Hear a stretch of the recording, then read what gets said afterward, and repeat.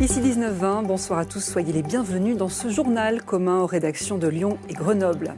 Au sommaire, le patrimoine funéraire revisité à Vénissieux, dans le Rhône. Une troupe de théâtre proposait ce dimanche une balade historique dans les allées de son ancien cimetière.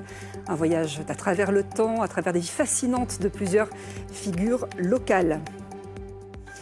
Poser un regard différent sur le patrimoine funéraire. C'était la proposition faite dans le Rhône aux habitants de Vénissieux ce week-end à l'occasion du printemps des cimetières. Des comédiens ont bravé la pluie pour mettre en lumière plusieurs figures marquantes de l'histoire locale. Reportage Mélanie Blanc et Béatrice Tardy. Nous voilà devant la tombe de la famille Segers et Maréchal. C'étaient des fabricants de toiles cirées ici, là derrière, à Vénissieux. Découvrir le personnage derrière le nom inscrit sur une pierre. S'arrêter sur une histoire, une anecdote racontée par les comédiens de Vénissieux en scène.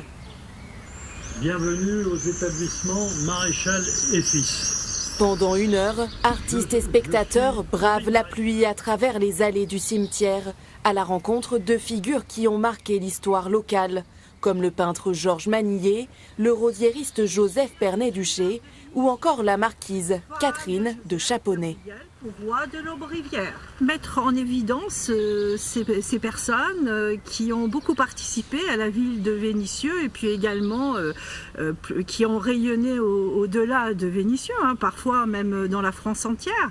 Eh bien, pour moi, c'est un bonheur, c'est les faire revivre quelque part. Ce cimetière, je le vois autrement. Et maintenant, quand je me balade dans un cimetière, eh ben, je suis attentive aux personnages qui sont enterrés, aux monuments, au patrimoine funéraire. Et j'ai un autre regard que le regard triste.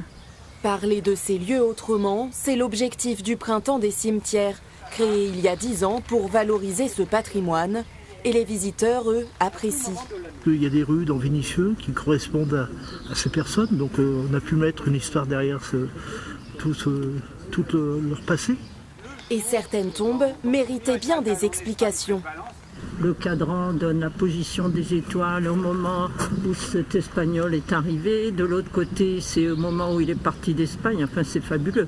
Moi, je reviendrai voir cette tombe un jour où il fait beau parce que je trouve ça incroyable.